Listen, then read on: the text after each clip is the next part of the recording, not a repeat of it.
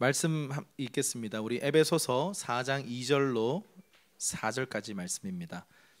에베소서 4장 2절부터 4절까지 말씀.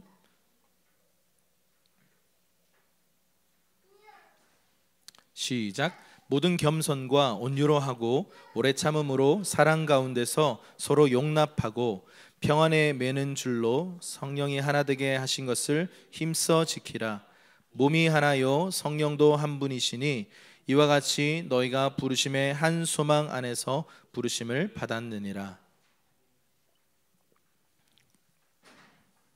오늘은 교회는 만민이 기도하는 집이다라고 하는 제목으로 말씀을 나누겠습니다. 시리즈 설교를 할 때는 되도록이면 끊어지지 않고 하려고 하고요. 그 시리즈 설교가 이렇게 끝나고 나면 그 사이사이에 막간을 이용해서 교회의 정체성이나 DNA를 나누는 시간들을 가지고 있습니다. 어떻게 보면 반복해서 우리가 들었던 이야기인데, 반복해서 들었으나 살고 있지 않다면 우리가 계속 들을 필요가 있습니다. 그래서 이 교회가 만민이 기도하는 집이다라고 하는 주님의 이 선언 앞에 우리가 그렇게 살고 있는가 한번 되돌아보고, 그렇게 살기 위해서는 무엇을 해야 하는가 우리가 한번 생각해보는 시간들을 가졌으면 좋겠습니다. 먼저는 교회란 무엇인가 라고 했을 때 크게 두 가지의 이야기를 저는 합니다. 대부분 이제 세 가지를 얘기하죠. 첫 번째가 그리스도의 몸이다 이렇게 얘기를 해요. 교회는 그리스도의 몸입니다. 아멘이십니까? 자, 교회는 또 하나는 교회는 하나님의 집입니다. 다른 말로 하자면 하나님의 가족입니다. 패밀리가 되었다라는 것이죠. 그리고 세 번째가 성령이 거하시는 성전이 되었다라는 것입니다. 이 세 가지가 아주 기본적으로 교회에 대해서 이야기하는 이야기입니다. 그 중에서 오늘은 이 두 가지의 영역, 교회는 하나님의 집이면서 그리스도의 몸이다라고 하는 영역들을 좀 짧게 다루도록 하겠습니다. 방금 읽었던 이 본문에 보면 이렇게 돼 있어요. 모든 겸손과 온유로 오래 참음으로 또 사랑으로 용납으로 또 평안으로 어떻게 됐다고요? 너희는 하나 되라 라고 하는 것처럼 보여요. 근데 하나 되라라는 게 아니에요. 지금 이 문법을 잘 보시면 성령이 하나 되게 하신 것, 다시 말하면 이건 결과론적인 얘기입니다. 성령이 하나 되게 하신 것을 어떻게 하라? 힘써 지켜라. 자, 하나 되게 해주세요 라고 하는 기도는 우리 부부 사이에나 뭐 형제 사이에나 가족 사이에나 하나님 우리 가족이 하나 되게 해주세요라는 기도를 종종 하잖아요.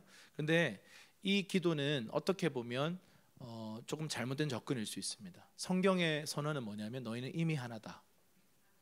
여러분, 우리가 그 형제들이 뭐 얼굴은 다르고 성격이 달라요. 뭐 얼굴이 똑같을 수도 있지만 성격이 다르고 각자가 다 다른데요.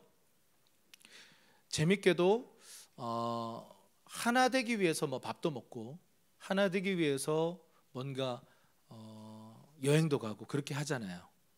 그런데 사실은 우리가 하나 되기 위한 노력을 그렇게 하는 건데 그보다 더 선행돼야 되는 게 있습니다. 그런 활동이 필요 없다는 게 아니라 그런 활동이 필요합니다. 그런데 선행돼야 되는 게 뭐냐면 우리는 하나다라는 걸 믿는 거예요. 여러분의 그 지금 이제 부부시라면 이미 우리는 선언할 때 선서하시고 또 주례 목사님, 목사님이시든 어떤 주례 선생님이시든 당신은 하나 되었습니다. 부부가 되었음을 선포합니다라고 했을 때, 그 공포를 했을 때 우리는 법적으로 영적으로 모든 영역에서 우리는 하나가 되었습니다. 아멘이십니까? 근데 우리가 그런 생각이 들죠. 우리 하나 됐으면 좋겠다. 아니요, 이 접근이 잘못된 거. 이미 하나인데 그것을 힘써 지키는 거죠. 근데 교회를 향해서도 주님은 동일한 말씀을 하세요. 저는 재밌게도 이 교회를 향해서 주님이 그리스도의 몸이다라고 하면서 어떤 표현을 쓰냐면 한 몸이다 이런 표현을 쓰거든요. 근데 이 한 몸이라는 표현은 부부 관계를 향해서 계속 쓰던 표현이에요. 에베소서에 보면 부부의 관계와 그리스도와 교회의 관계에 대한 뭔가 이 연결점을 계속해서 얘기를 해요. 여러분, 이 교회를 세운다라는 이 세우다라고 하는, 교회를 세우다라고 하는 단어가 헬라어로 오이코도메오거든요. 오이코도메오는 오이코스를 만들다라는 뜻이에요. 다시 말하면 가족을 만든다는 겁니다. 예수님이 교회를 세우는 방식이 뭐냐면 하나님의 가족을 만든다는 거예요. 한 몸으로 너희를 불렀다라고 말하는 거예요. 여러분 생각해 보세요. 예수님이 머리세요.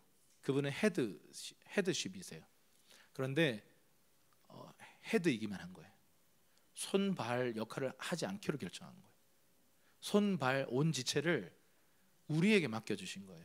만약 우리가 머리의 말을 듣지 않으면 머리와 몸이 따로 노는 장애가 일어나는 겁니다.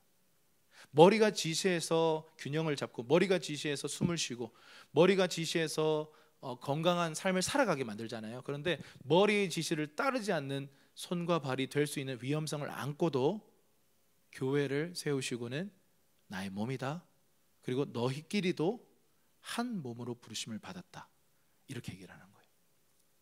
여러분, 우리가 교회를 세우기 위해서 처음 믿어야 하는 게 뭐냐면 우리가 신적 부르심 가운데 만난 한 몸이다 라는 것을 믿어야 합니다. 부부가 이렇게 가끔씩 이렇게 살다 보면 이 인간이 이렇게 여보 자기야 하다가 갑자기 용어가 인간으로 바뀔 때가 있어요. 그러다가 뭐 왼수 뭐 이렇게 될 수도 있어요. 근데 여러분, 우리 부부 관계를 하다 보면 항상 좋지는 않잖아요. 항상 그냥 막 사랑으로 넘쳐나진 않습니다. 어떤 때는 갈등이 있기도 하고, 어떤 때는 막 미워 보이기도 합니다. 근데 여러분, 우리가 요즘 시대가 좀 그런 것들이 많이 약화된 시대입니다. 옛날 고대 사회, 사실 조금 몇십 년 전만, 한 20년 전만 거슬러 올라가도 20년 전 거슬러 올라가도 2000년이네요. 우리 미래 사람들이네요. 좀 더 거슬러 가야 될 것 같아요. 한 30년 전으로 거슬러 올라가도 그때는 그래도 뭔가 이렇게 끈끈함들이 있었어요. 가족 중심의 사회였어요. 그런데 핵가족화가 진행되고 하나만 낳아, 둘도 말고 하나만 낳아 잘 기르자. 그 결과 핵가족화, 그리고 가정의 붕괴와 해체, 권위의 해체, 가장의 해체, 이런 것 때문에 가정이 가정의 그런 역할들을 제대로 감당하지 못했습니다. 그러면서 가족적인 어떤 소속감, 뭔가 가족의 어떤 끈끈함들이 사라져 버린 그런 사회를 우리가 살고 있고, 거기에 대한 열망을 갖고 있어요. 그래서 여러분, 그 교회는 이런 말이 있죠. 교회를 비판하는 말인데 너무 맞는 말이어서 좀 속상한데,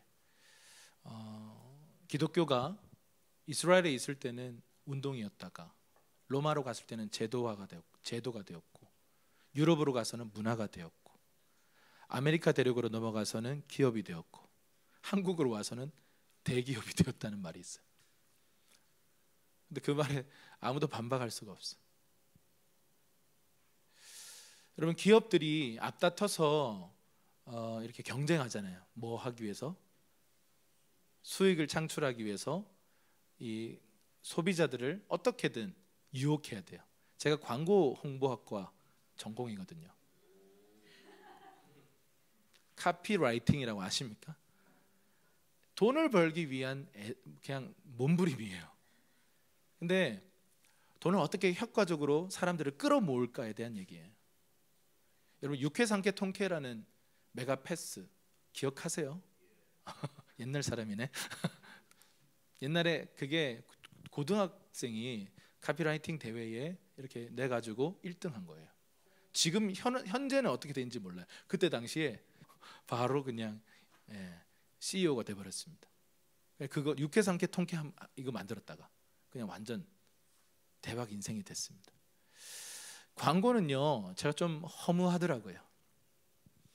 이 제품이 정말 좋으면 그냥 이렇게 흘러가게 돼 있어요. 그런데 뭐 애매하면요, 경쟁사가 있으면 최선을 다해서 막 경쟁을 해서 이걸 어필해서 사람들에게 이 물건을 팔아야 되는 거죠. 그러니까 이 어떤 뭔가를 선점하려고 하고, 이미지를 선점하려고 하고, 이름을 독점하려고 하는 싸움이 광고예요. 그 자본주의의 이 시장 경제 체제의 어떤 상징이 바로 광고라는 겁니다.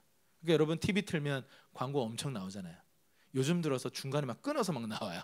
종편 이런 데 보면은 중간에 막 끊어서 한 중간중간에 나와요. 예전에 제가 미국 이 드라마 같은 거 보면서 이해가 안 돼서 어떻게 중간에 끊어서 광고가 나오지? 충격 먹었거든요. 그때 당시만 해도 우리 한국은 중간에 끊진 않았어요. 전후로 끊었죠.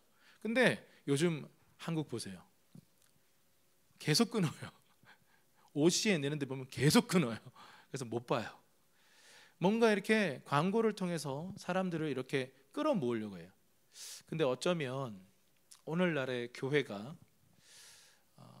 아메리카와 한국에서는 기업이 되었다, 이 평가가 웃지 못할 이야기고 진짜 우리의 현실이고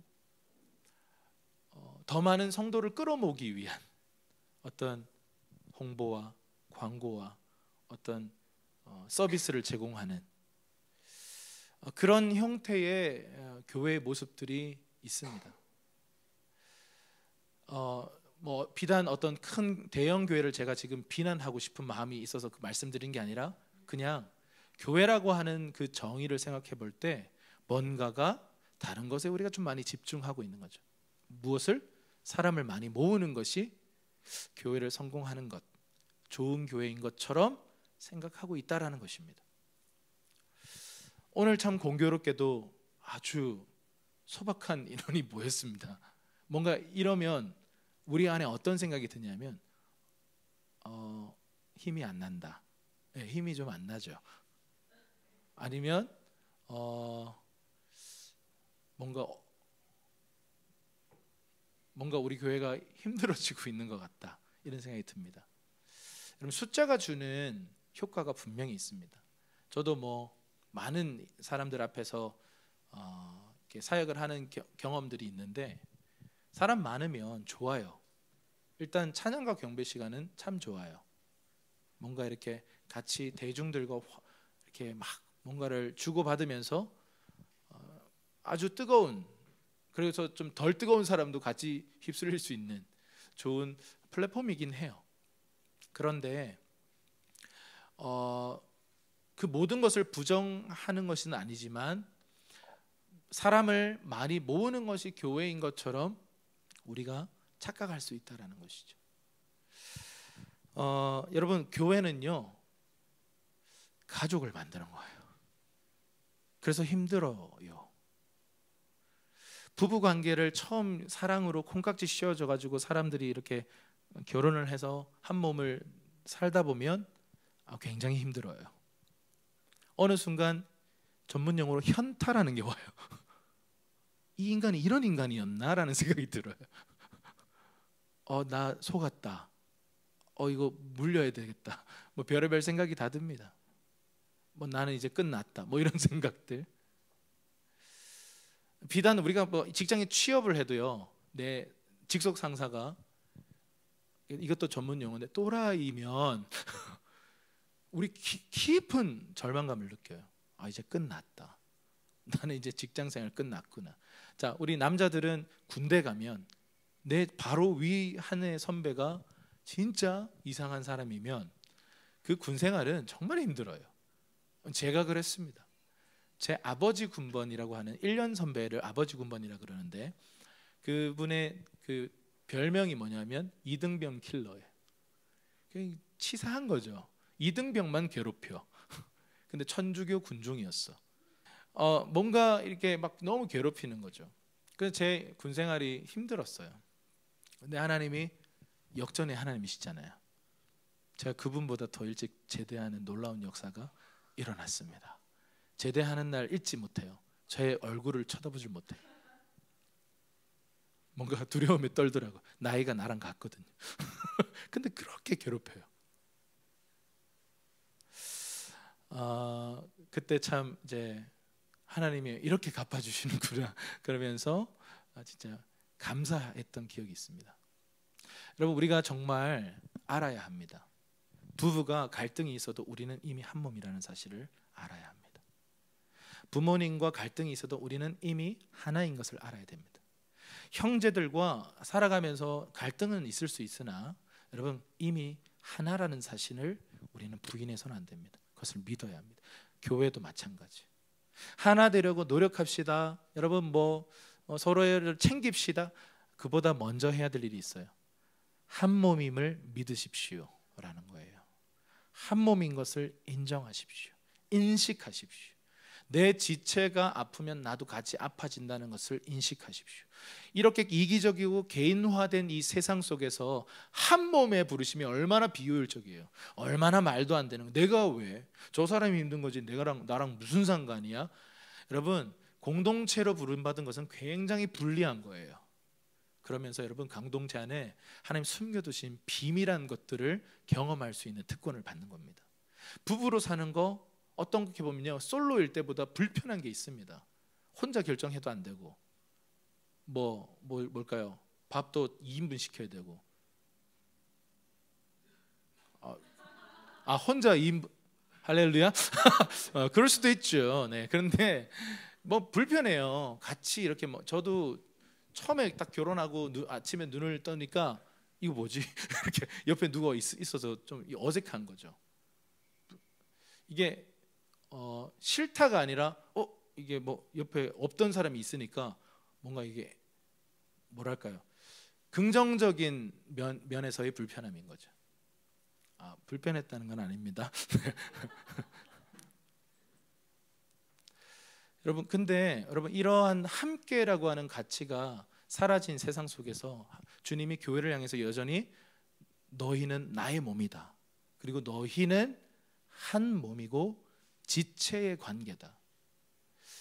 이제 전문 용어를 까먹어 버렸는데, 우리가 여기 다치면 온 세포가 여기에 이렇게 먼저 이렇게 달려들어서 몸의 모든 그 면역 체계가 여기에 집중해서 다친 부위를 먼저 살려냅니다. 실제로 피가 이쪽으로 몰립니다.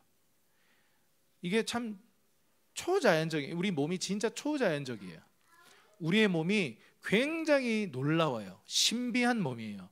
다치면요, 온 몸이 그냥 자동적으로 뭔가 밸런스를 잡으면서 이 좀 깨어진 영역 속에 빨리 회복하기 위해서 모든 에너지를 보내요. 그리고는 이 지체가 빨리 회복되도록 도와주는 거죠.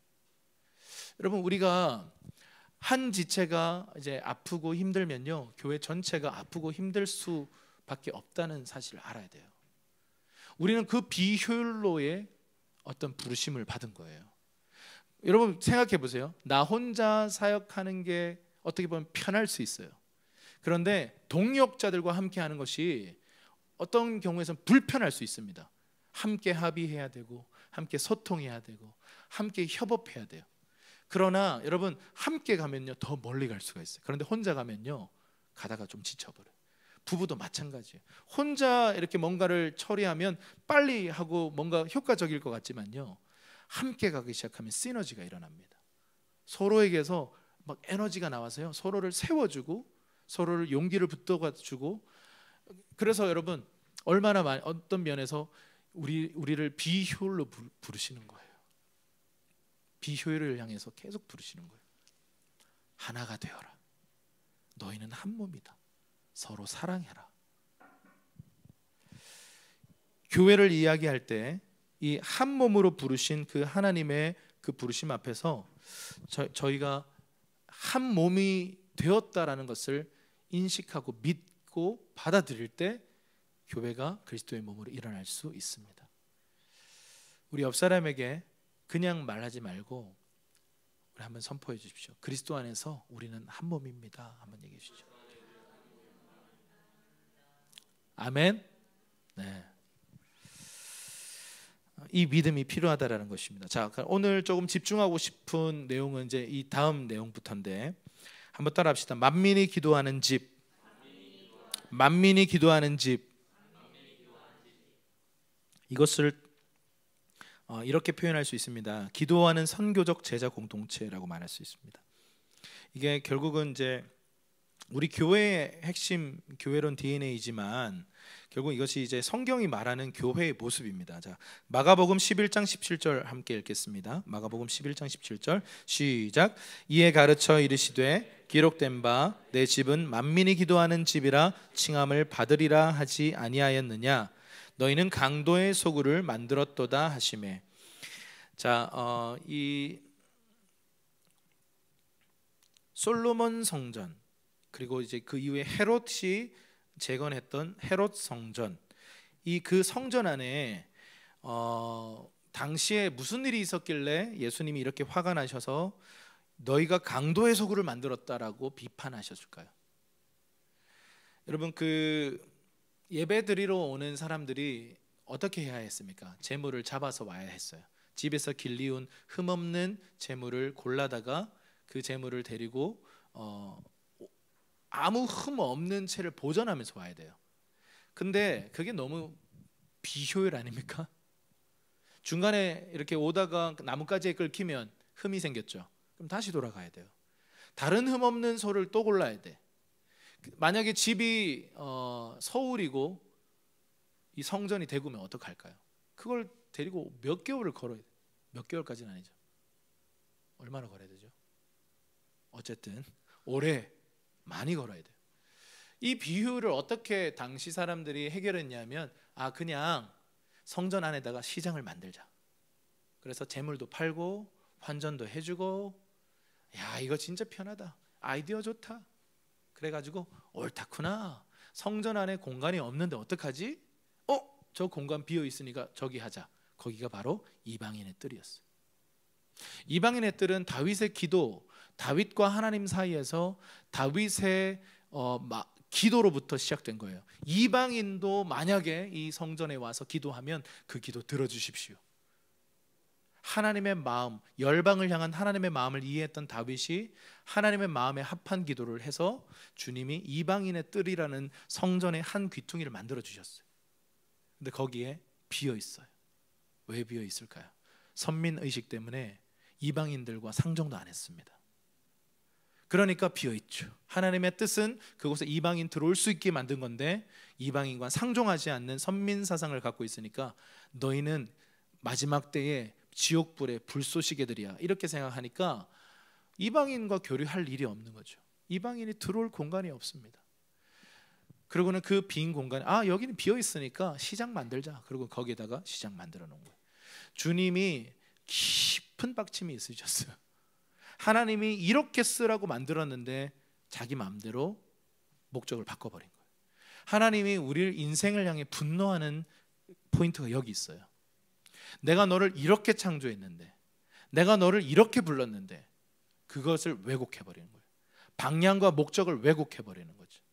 교회가 교회를 세우신 하나님의 뜻과 목적이 있는데 그 방향을 잃어버리는 순간, 목적을 잃어버리는 순간 주님은 진노하시는 겁니다.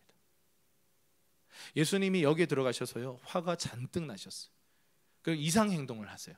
예수님 원래 그런 분 아닌데, 너무 따뜻하고 좋은 분인데, 사랑의 하나님이신데 왜 갑자기 이러시지? 우리는 이해 안 됩니다. 노끈을 채찍으로 만들어서 막 사람들한테 막 휘두르고요, 그 좌판에서 상인들 막 판매하는 그 상인들의 좌판을 다 둘러엎어버리고는 소리를 소리를 지르면서 내 집은 만민이 기도하는 집이다라고 주님 말씀하셨는데 너희는 강도의 소굴을 만들었다. 그러고는 막 소리치는 거예요. 막 책망하는 거예요. 그것도 아주 극심하게 노발대발하셨어요. 주님은 교회에 대한 특별한 애정을 갖고 계세요.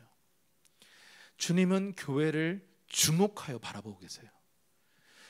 교회를 향해서 주님은 정말 애정의 눈으로, 정말 그의 신부를 바라보는 눈으로 교회를 바라보고 계세요. 그런데 그 교회가 왜곡되기 시작하고 그 교회가 변질되기 시작하는 걸 보고 주님은 분노하시는 거죠.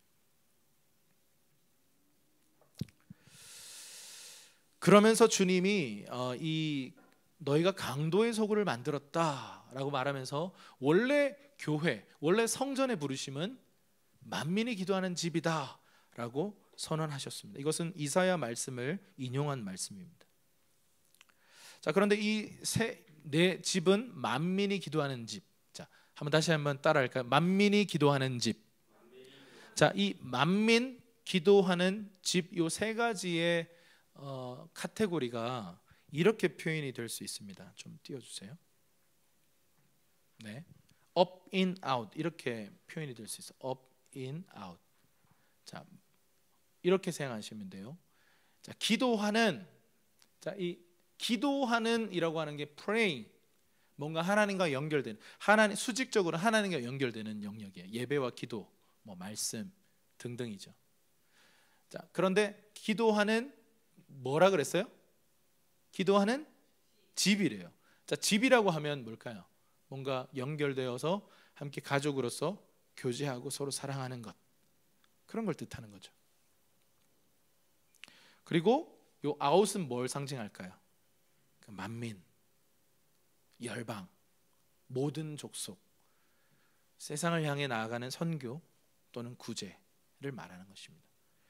요 up, in, out이라고 하는 이 세 가지로 이 만민이 기도하는 집을 표현할 수가 있어요. 그리고 이 만민이 기도하는 집이라고 하는 이 표현, 예수님의 표현이 바로 교회의 정체성입니다. 그리고 이거를 하는 기능이 교회라는 거예요. 교회는 이거 하는 곳이에요. 이거 하는 것이 뭐냐면 결국은 아까 전에 표현한 것처럼 제자화예요. 우리가 누군가를 예수님의 제자로 만든다라고 했을 때 그럼 뭐 하냐면요, 이거 하는 거예요. 그 사람이 업 하는 사람 만들고요, 인 하는 사람 만들고 아웃 하는 사람 만들어 주는 거예요. 이거 할 때까지 가르쳐 지키는 거예요. 가르쳐 지키게 하라. 가르쳐서 그 지키는 거 보면서 그 사람이 정말 하면 오케이, 위임하고 떠나라. 이게 바로 제자화예요.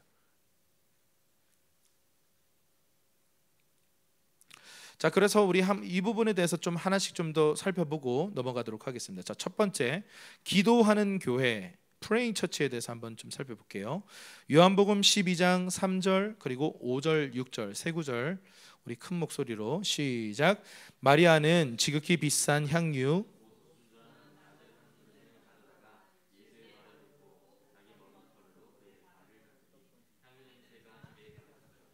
이 향유를 어찌하여 300데나리온에 팔아 가난한 자들에게 주지 아니하였느냐 하니, 이렇게 말함은 가난한 자들을 생각함이 아니요 그는 도둑이라 돈꾀를 맞고 거기 넣는 것을 훔쳐감이러라.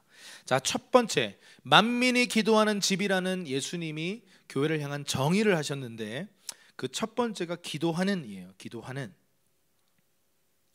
자, 오늘 제가 근데 이 기도하는 장면을 얘기를 한 게 아니고요, 뭔가 좀 이상한 장면이 나오죠. 여러분 공간복음이라고 들어보셨죠? 마태, 마가, 누가를 공간복음이라 그래요. 근데 요한복음은 조금 다른 관점에서 쓰여졌어요. 그래서 요한복음을 보면 공간복음에 정말 공간복음의 기초를 뒀지만 이 공간복음에서 없는 관점들을 많이 적어놨어요. 그래서 공간복음에는 다 여기가 어떤 내용이냐면 기도하는 내용들이에요. 그런데 요한복음에만 요 정확한 요 시기의 이야기가 기도하는 내용 대신에 요 얘기가 들어가 있는 거예요. 바로 마리아의 경배 사건입니다. 자, 이 마리아의 예배를 보면요, 순전한 나드 한 근을 가져다가 당시에 결혼 지참금이 되는 금액이었습니다. 꽤 값비싼 향유를 예수님의 발에 붓고 자기 머리털로 발을 닦았답니다.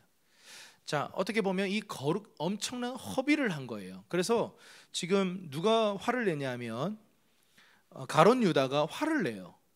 왜 이렇게 비싼 것을 허비하냐라고 말하면서 화를 냅니다.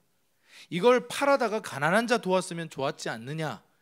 근데 사실은 성경 기자의 평가는 어떻죠? 그가 가난한 자를 생각한 게 아니고 돈을 사랑한 사람이라 그래요. 돈꾀를 맡았고 거기에 넣는 것을 훔쳐갔다 그래요. 그러니까 돈을 향한 욕심이 가득했던 사람이 가룟 유다였습니다. 근데 이제 이 명분은 잘 얘기한 거죠. 가난한 자에게 갔으면 좋지 않았냐. 근데 사실 가룟 유다의 마음은 놔주지 이거예요. 이 값비싼 걸 왜 예수님에게 이렇게 부어서 허비하느냐는 거예요. 여러분, 예배가 뭘까요? 저는 가끔씩 그런 생각이 들어요. 예배가 참 낭비다. 시간 낭비, 에너지 낭비, 돈 낭비. 이런 낭비가 어디 있어요?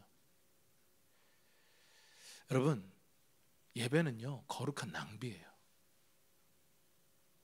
낭비가 없으면 그거 예배 아닙니다. 쓰다 남은 거, 나한테 필요 없는 거, 그런 거 드리는 거 예배가 아니에요. 나에게 있는 가장 좋은 것을 드리는 게 예배예요. 그건 구약에서부터 우리를 향해서 계속해서 외치고 있는 거예요. 네가 가진 것 중에 제일 흠없고 제일 좋은 베스트를 하나님께 갖다 드려라. 근데 오늘날 우리 예배가 마치 예수님이 분노하는 예배처럼요, 나 중심적인 예배가 되어 있어요. 성전 가서 사면 되지 뭐. 근데 성전에서도 이상한 거 막 파는 거야. 눈먼 거, 쓸 수 없는 것들. 근데 뭔가 다 결탁이 돼 있어. 심사 다 오케이 했다는 거야. 상품성 없는 거 아시죠? 멀쩡한데 상품성 없는 거 있거든요. 전문가의 눈에만 보이는 게 있거든요. 그런 걸 만약에 이게 팔면 우린 모르죠. 여러분, 우리의 삶에 지금 편리성, 편리함, 합리성이라고 하는 이름으로 교회 안에 원수들이요 막 밀고 들어와요. 요즘 이 온라인 예배를 하면서 참 많은 말들이 있어요. 어떤 교회는 온라인을 이렇게 터부시하고 현장 예배만을 이렇게 강조하는 교회도 있어요. 근데 어떤 교회는 거의 뭐 이 현장 예배를 거의 해체해버리고 거의 온라인만 하는 교회가 있습니다. 온라인을 더 투자하고 막 더 퀄리티 있게 하려고 하는 교회들이 있습니다. 둘 다 어떤 그들의 생각에 대한 결과예요. 그들의 관점에 대한 어떤 결과일 뿐입니다. 여러분, 이거는 뭐 절대적으로 이렇게 이렇다 저렇다 할 수 있는 게 아니에요. 그런데 한 가지 분명한 거는요, 온라인 예배를 계속 하다 보면 어쩔 수 없는 상황 속에서 갈망을 가지고 온라인 예배를 하는 경우는 예외입니다. 그런데 온라인 예배를 통해서 예배를 하는 것을 계속 반복하다 보면요, 그 온라인의 그 한계 속에서 예배의 기준, 여러분 모든 것은 기준이 있잖아요. 기준이 점점 내려가 가지고요, 그 온라인 예배 틀어놓고 뭐 잠자고, 온라인 예배 틀어놓고 간식 먹고, 온라인 예배 틀어놓고 화장실 가고, 화장실 가서 뭐 20분째 안 나오고 여러분, 모두가 그렇지 않아요. 온라인 예배도요 참 놀라운 건데 정장 입고 드리는 분들 계세요. 그렇게 또 가르치는 교회가 있습니다. 옷을 잠옷 입고 절대 예배하지 말라고 가르쳐요. 근데 그게 예배의 정신이죠. 근데 이게 또 너무 율법화되면 또 이게 또 여러 가지 뭔가가 있을, 젊은 세대랑 좀 안 맞을 수도 있겠습니다만, 여러분 어떤 방법이 절대적이다 이렇게 말할 수 없어요. 그런데 한 가지 중요한 건 뭐냐면, 예배는 우리가 편리함을 추구하는 어떤 것이 아니에요. 예배는 합리적인 게 아니에요. 비효율적이에요. 나한테 최고로 좋은 것을요, 이게 예배가 아니면 강탈이죠. 강탈. 오퍼링이 뭐예요? 자원하는 예물이잖아요. 뭔가 강탈당하는 것. 오늘날 왜 이렇게 한국 교회를 향한 비판 속에 그 핵심의 헌금 이야기가 있거든요. 만약 한국 교회가 교회 재정의 10%라도,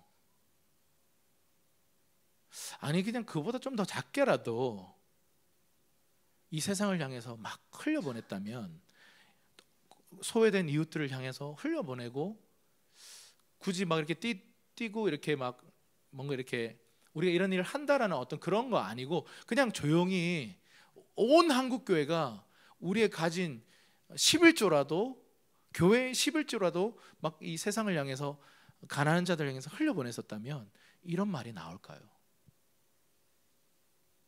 외부에서도 볼 때 교회가 더 크고 더 화려하게 해서 더 많은 사람을 끌어모아서 더 많은 돈을 거두려고 한다라는 인상을 주지 않았을까요?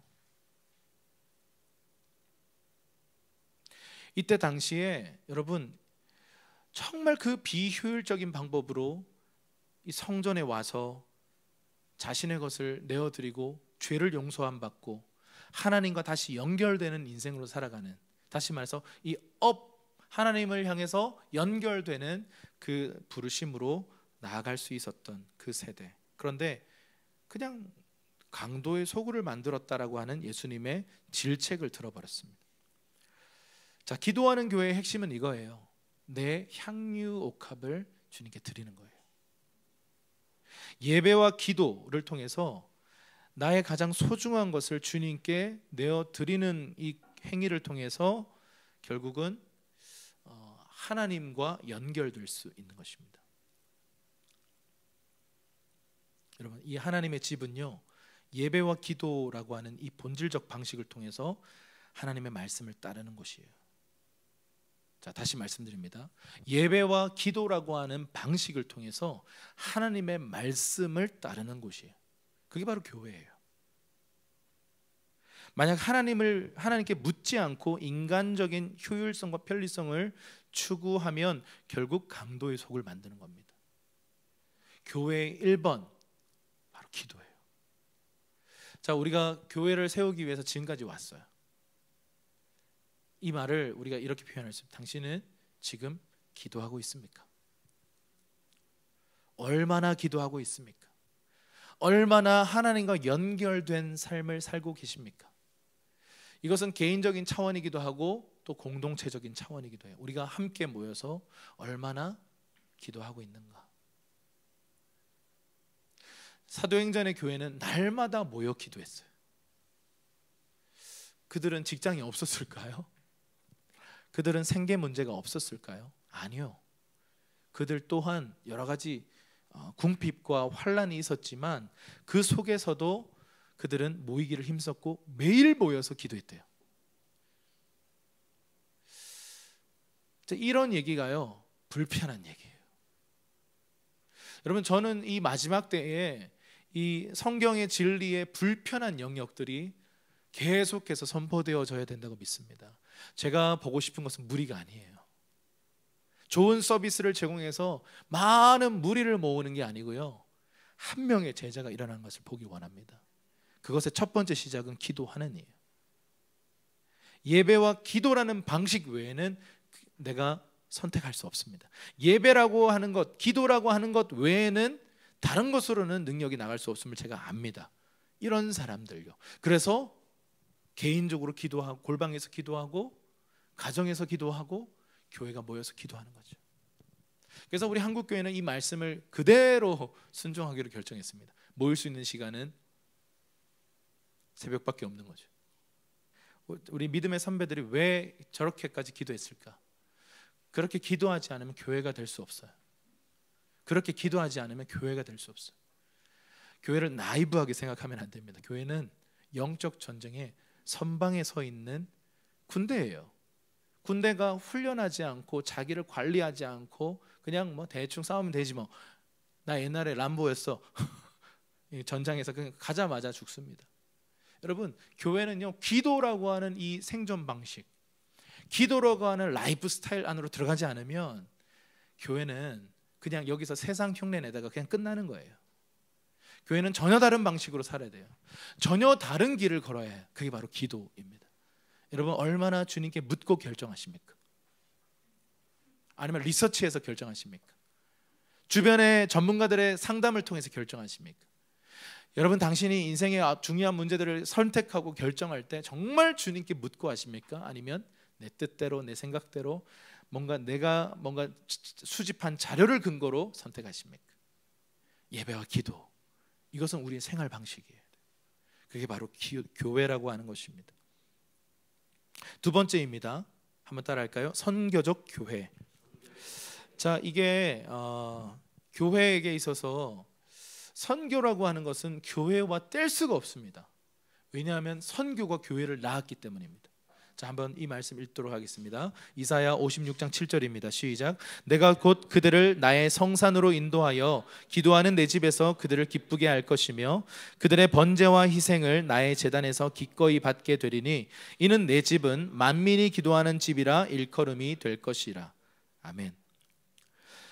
자, 여기에 중요한 키 포인트는요, 여기도 이제 기도하는 집이라라고 이제 이사야가 처음으로 예언했던 이 본문이 기록되어 있습니다. 그런데 여기에 만민이라고 되어 있죠.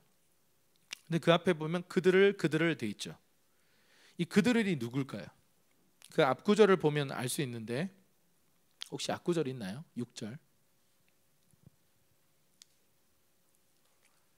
네, 앞에 띄워주실 겁니다.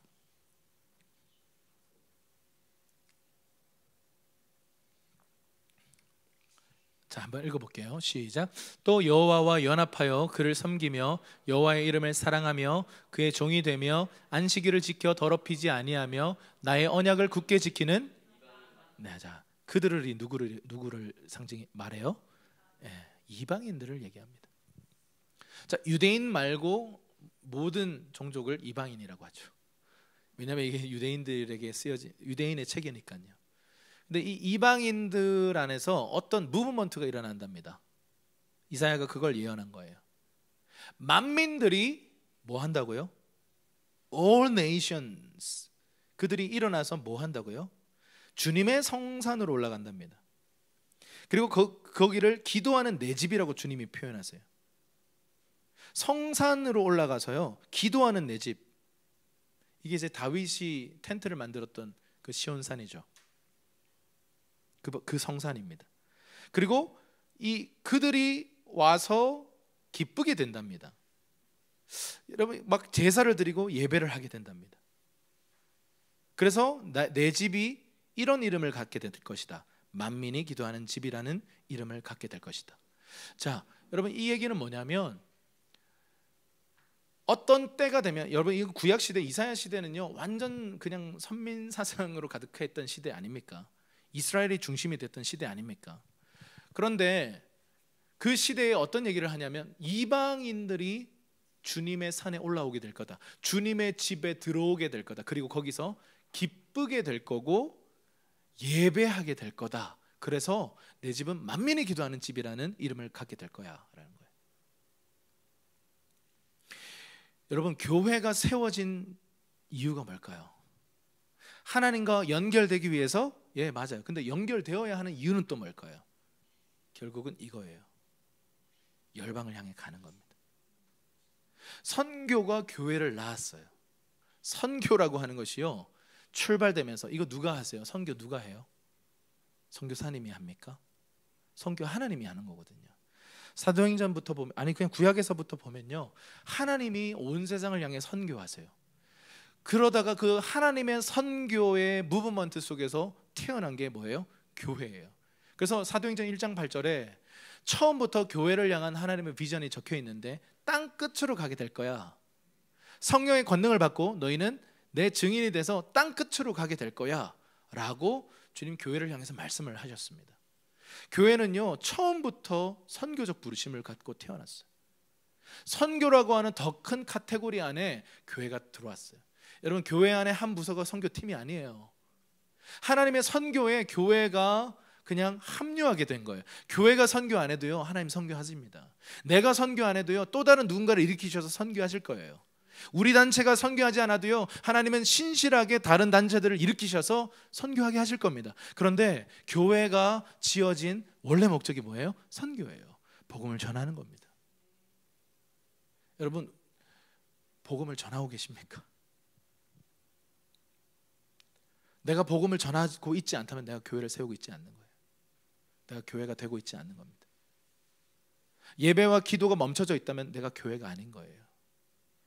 외형은 교회라고 간판을 달았을지 몰라도 교회 비스무리한, 여러분, 교회 같기도 하고 교회 안 같기도 하고 비스무리한 그 무언가, 그걸 뭐라고 그래요? 사이비라 그래요. 정통이라 불리는 사이비.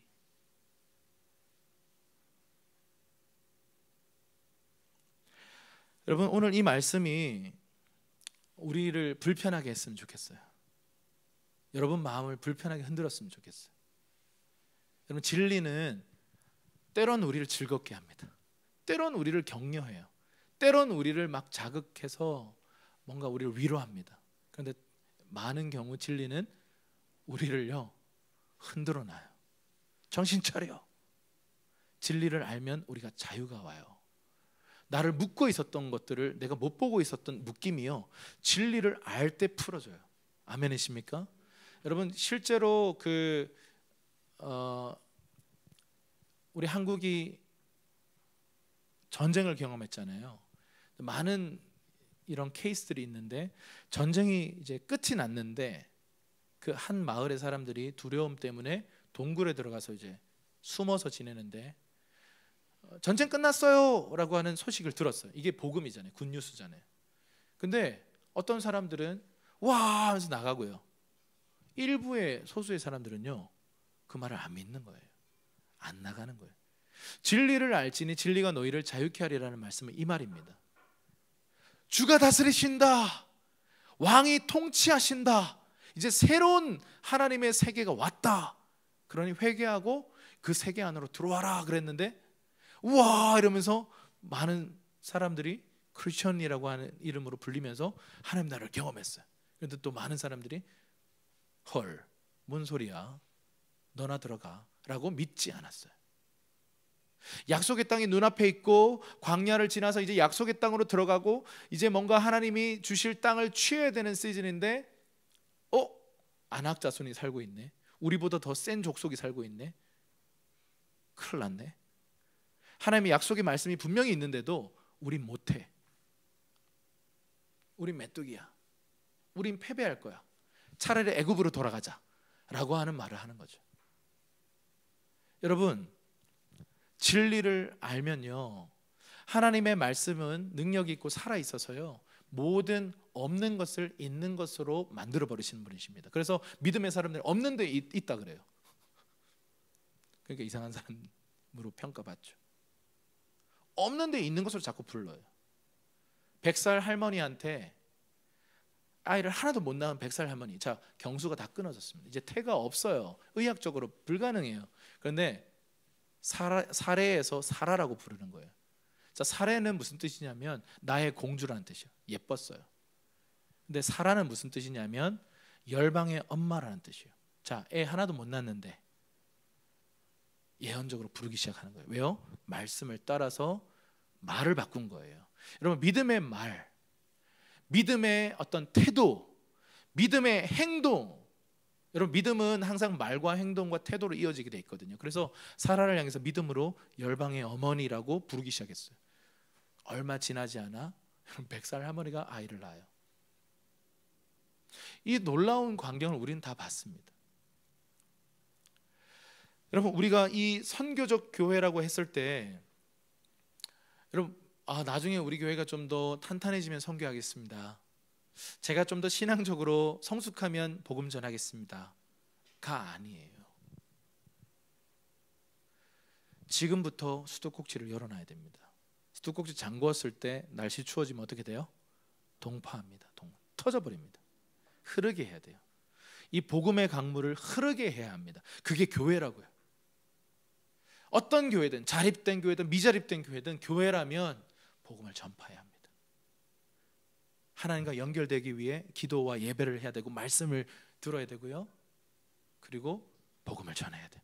전 좀 낯가림이 심한데요, 여러분만이 할 수 있는 방식으로 무엇이든 어떻게든 복음을 전해야 합니다.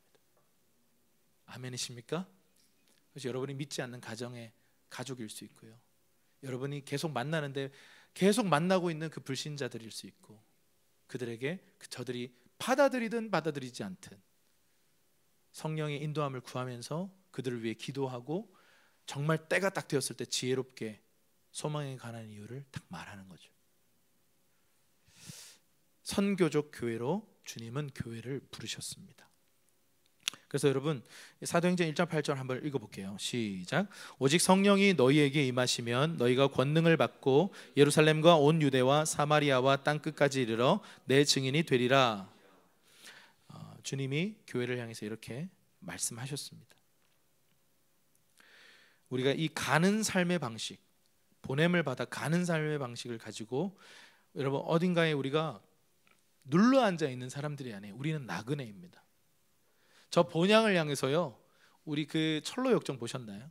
계속해서 나그네 길을 떠나는 거예요. 여러분이 지금 특정 지역에 오랫동안 머물러 있다고 해서 우리가 나그네가 아닌 게 아니에요. 특정 공동체에 내가 좀 꽤 오랫동안 있었다고 해서 내가 나그네가 아닌 게 아닙니다. 우리 인생 자체가 부르심이 나그네 인생입니다. 계속 가야 돼요. 시즌을 따라서 익숙했던 방식을 내려놓고 다시 떠나고 다시 주님이 말씀하시는 그 사람과 대상과 영역을 향해서 계속 가야 합니다. 그런 거죠. 여러분 직장을 출근할 때 어떤 마음으로 출근하세요? 이놈의 직장. 내가 밥벌이 때문에 가는 거지. 이런 마음으로 혹시 출근하십니까? 아니면 내가 그리스도의 대사로서 내가 오늘도 주님의 뜻을 이루기 위해서 그 영역으로 가서 예수님의 대사로서 내가 서 있겠다. 이 믿음으로 가는 사람이 얼마나 있을까? 내가 그리스도의 대사관이 되어서요, 세상 한가운데 가가지고, 여러분 대사관이 어떤 사람입니까? 한국 사람인데 중국의 대사관은 어떤 거예요? 그 대사관 영역은 누구 땅입니까? 한국 땅이에요. 그래서 우리 북한 동포들이 이렇게 넘어와가지고 대사관 들어가면 보호받잖아요. 그런 겁니다. 거기 주권이 있는 거죠. 그 대사라고 하는 표현 안에 우리 그리스도인의 어떤 정체성이 딱 들어있어요. 여러분 세상 한가운데서 그리스도의 대사로 서 있기로 결정하십시다. 세상의 빛과 소금으로 서 있기로 결정하십시다. 불의한 일을 봤을 때 시키니까 어쩔 수 없지가 아니라 그걸 놓고 기도하시고 아는 것은 아니라고 말씀하시고, 주여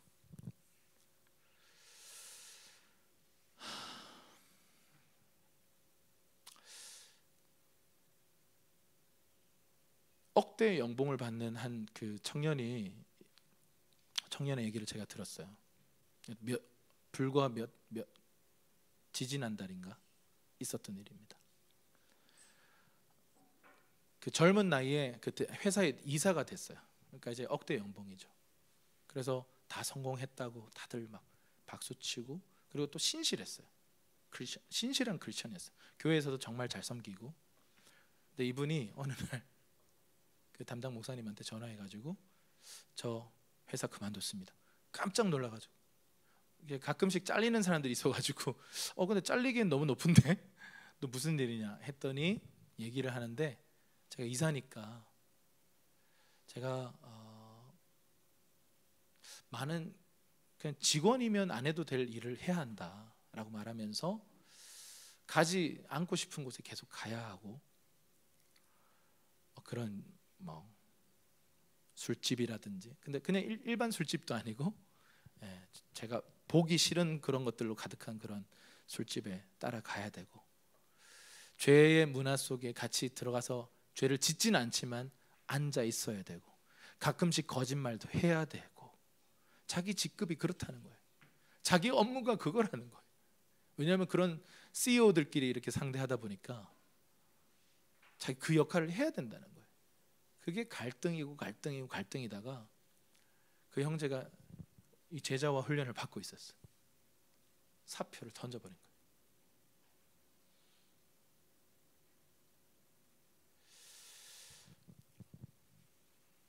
이런 얘기가 좀 이상하게 들릴지 모르겠습니다.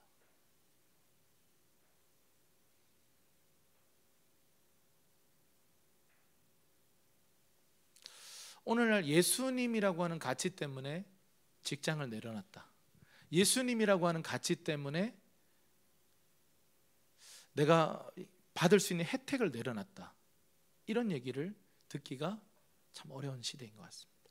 오히려 반대의 일들이 일어나니까요. 직장을 위해 예수님을 버렸다. 더 많은 혜택과 재정적인 어떤 확보를 위해 신앙을 버렸다. 이런 얘기는 참 많이 들었어요. 근데 오늘날 동일한 시간과 동일한 시대를 살아가도 어떤 제자들은 이러한 대가 지불을 하면서 예수님을 선택하는 거예요.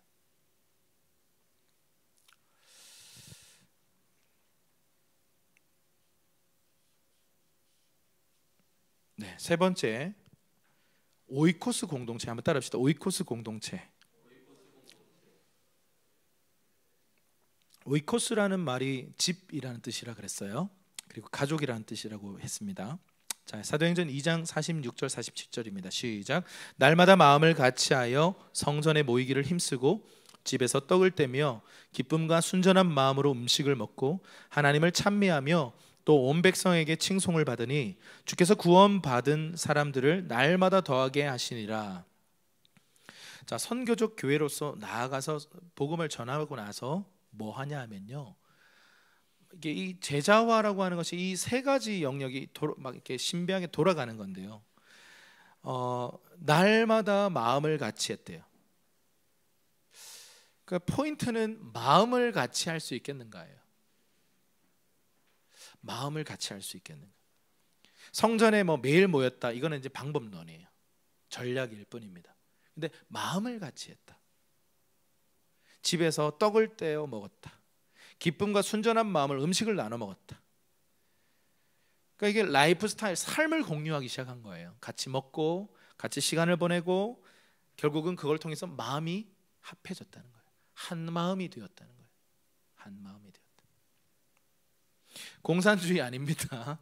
찍어 눌러가지고 공포심으로 누군가를 막 자극해서 같은 말을 해야 돼, 같은 마음을 가져야 돼, 통제가 아니에요. 성령님의 사역의 결과였어요. 그래서 자원하는 심령으로 하나가 되는 거예요. 사랑이 동기인 거죠.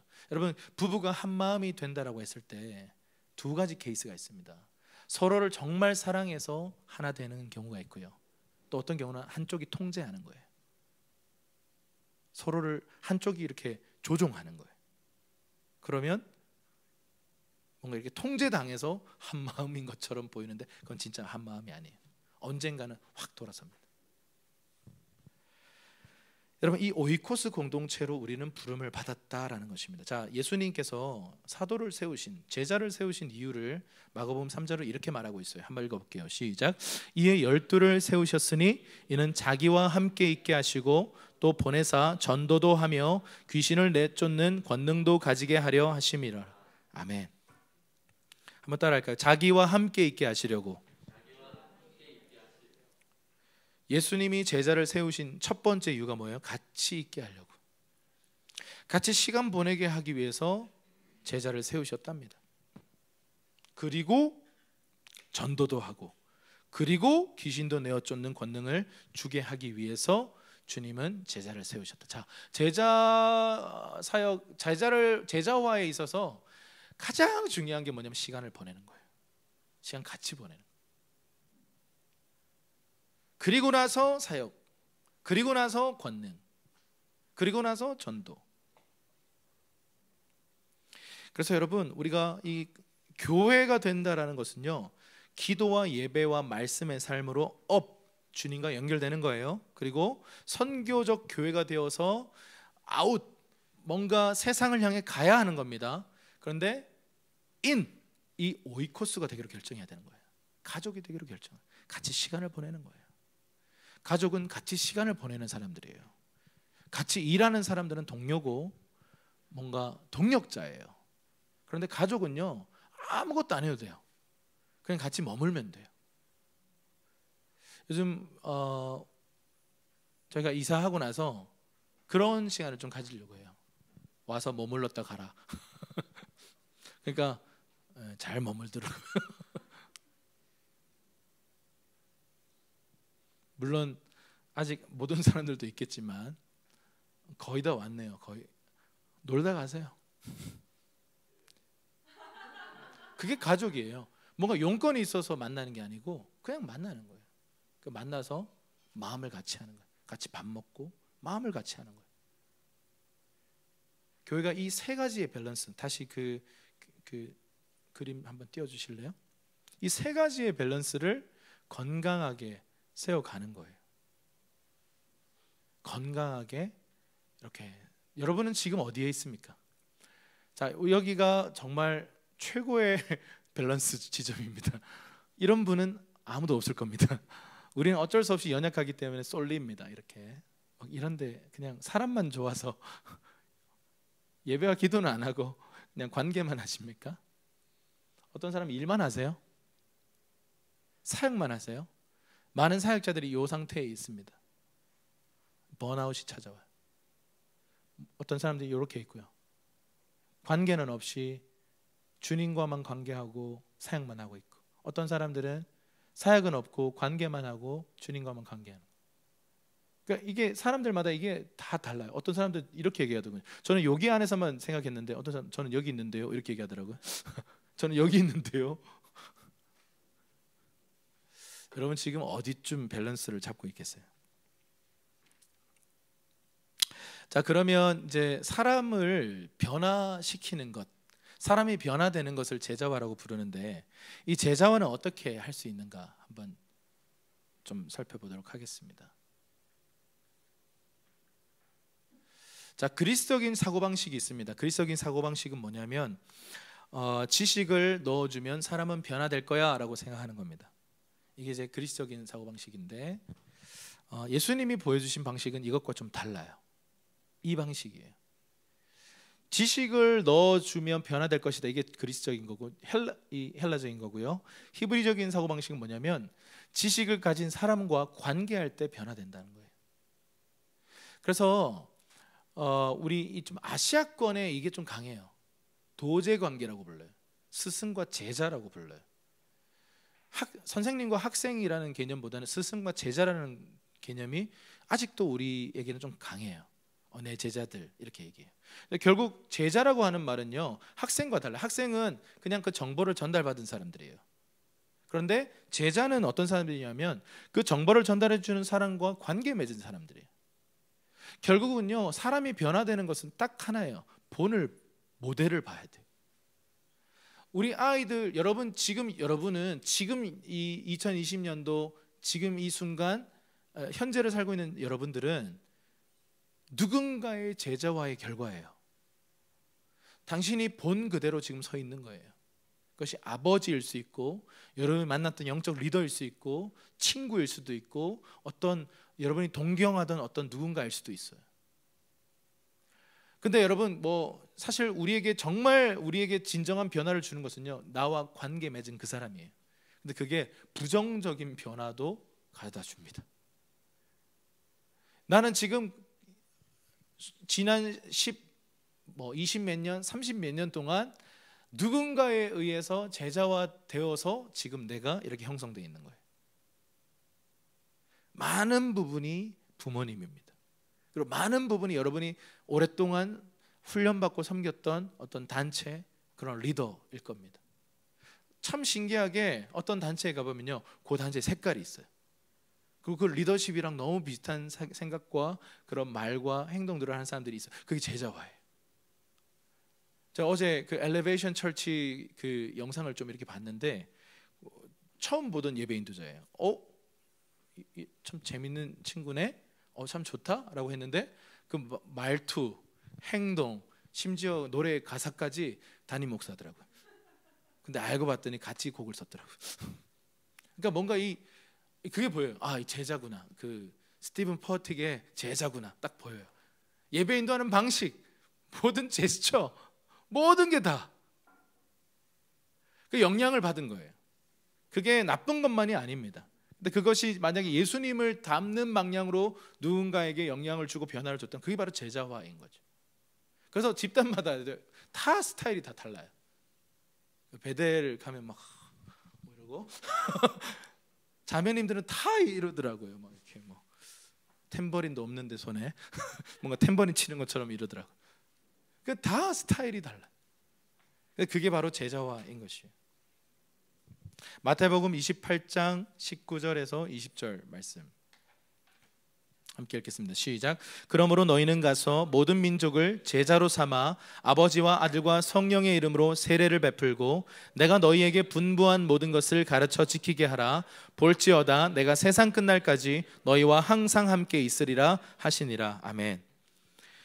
우리를 향해서 주님께서 지상 대명령이라고 불리는 이 대명령을 하셨는데 결국 제자화해라. 이거는 옵션이 아닙니다. 이거는 우리의 존재 이유, 존재 목적입니다. 교회가 존재하는 이유는 제자화예요. 이걸 놓치면 그건 교회가 아닙니다. 그냥 모여서 예배만 한다, 집회만 한다, 그건 교회가 아닙니다. 그걸 통해서 제자들이 일어난다, 그것이 바로 교회인 것이죠. 그래서 여러분이 이 제자화 안으로 들어올 뿐만 아니라 또 다른 누군가를 섬기는 그 삶으로 우리는 이제 영원토록 주님 오실 때까지 가야 되는 거죠. 많은 걸 하라는 게 아닙니다. 그냥 한 사람, 내게 맡겨주시는 그 한 사람, 그 사람을 위해서 기도하는 것, 그 사람을 위해서 섬기는 것, 같이 시간 보내는 것, 같이 사역하는 자리에 데려와서 보게 하는 것, 그리고 한번 너도 해보는 것, 그리고 언젠가 정말 이제 훈련이 됐다 싶으면 위임하는 것, 이게 제자화인 거예요. 그럼 그 사람도 또 다른 누군가를 그렇게 제자화하는 겁니다. 그게 교회예요. 그게 교회예요. 교회가 이 제자화에 목숨을 걸어야 합니다. 이건 무리 사역과는 좀 달라요. 컨퍼런스 하는 것과는 달라요. 좋은 집회를 만들어서 사람들 많이 끌어모으는 것과는 달라요. 한 사람 놓고 애를 쓰는 거예요. 이런 비효율이 어디 있습니까? 저도 훈련학교 할 줄 아는 사람이에요. 저도 집회 할 줄 아는 사람이에요. 근데 왜 한 사람 놓고 한 가정 놓고 이렇게 애를 쓸까요? 그게 제자화예요. 요한복음 8장 38절입니다. 시작. 나는 아버지께 본 것을 말하고 너희는 아버지에게서 들은 것을 행하고 있다. 자, 본대로 할 수밖에 없어요. 들은 대로 할 수밖에 없어요. 그게 바로 제자화예요. 요한복음 14장 12절입니다. 누구든지 나를 믿는 사람은 내가 하는 일을 그도 할 것이요 이보다 더 큰 일도 할 것이다. 예수님이 그렇게 제자들에게 말씀하셨어요. 나를 믿으면 내가 하는 일을 너도 할 거다. 그리고 나보다 더 큰 일도 하게 될 거다. 실제로 사도들의 사역을 보면 더 큰 일도 했습니다. 빌립보서 3장 17절 시작. 형제들아 너희는 함께 나를 본받으라. 그리고 너희가 우리를 본받은 것처럼 그와 같이 행하는 자들을 눈여겨보라. 사도 바울이 이게 좀 어떻게 들릴지 모르겠어요. 나를 본받으라. 내가 예수님을 따라가기 위해서 이렇게 애쓰고 대가집을 하고 있는 것을 너희는 본받으라. 여러분, 이게 제자화입니다.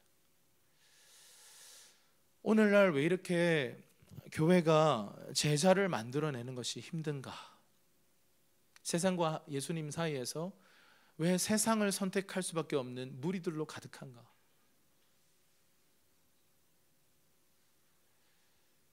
근데 결국은요, 본을 보이는 사람들이 없다는 얘기예요.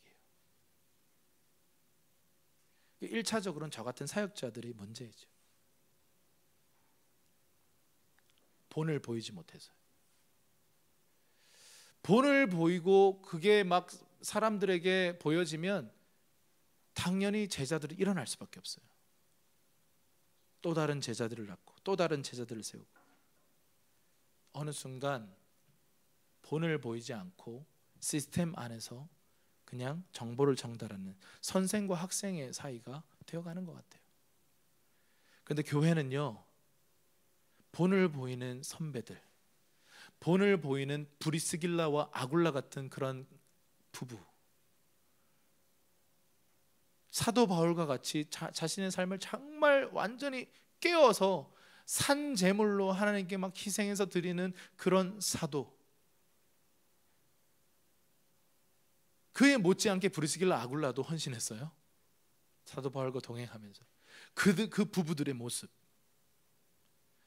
젊은 디모데의 헌신. 여러분, 사도행전을 읽어보면요, 수많은 제자들이 나오는데 그들의 존재가 다른 사람들의 길이 되는 거죠. 아, 저렇게 사역할 수 있구나. 아, 저게 바로 교회를 세우는 거구나. 아, 저런 고난을 받아야 하는 거구나. 내가 고난을 두려워하지 않고 내가 고난을 짊어지겠다. 내가 십자가에서 죽겠다. 저 리더처럼, 저 집사님처럼, 저 장로님처럼 나도 십자가의 길 걷겠습니다.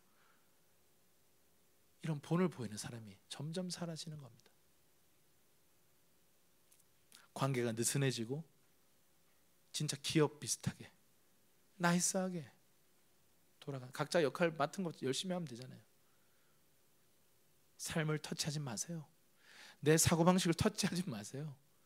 가르쳐 지키게 하라라고 했던 제자 삼아라는 이 부르심은 점점 사라지고, 날 터치하지 마시고 내가 적당히 헌신을 할게요, 11조는 할게요, 터치하지 마세요 라고 말한다면, 여러분, 우리는 제자를 만들기는 힘들 거예요. 여러분, 서로를 책임 관계 안으로, 가족 관계 안으로 우리가 들어가십시다. 그리고 교회가 되기로 결정하십시다. 여러분, 만약 여러분 무리로 있기 원한다면 여기는 어울리는 곳이 아니에요. 여기는 아주 소수가 있더라도요, 정말 제자를 만드는 공동체가 되고 싶어요. 그래서 열매가 나고 여러분들이 또 다른 제자를 만들고, 그런 예수님이 걸어갔던 그 삶, 제자들이 걸어갔던 그 삶, 사도들이 걸어갔던 그 삶을, 그 발자취를 따라가기로 결정하는 사람들이 이곳에 모였으면 좋겠습니다. 그래서 저는 싫은 소리 할 겁니다. 그렇게 하면 안 된다고 말할 겁니다. 당신의 생각을 바꾸라고 말할 겁니다. 그 생활 습관을 고치라고 말할 겁니다. 그 얘기 듣기 싫으면 다른 데 가도 괜찮아요. 왜냐면 나는 말할 거니까.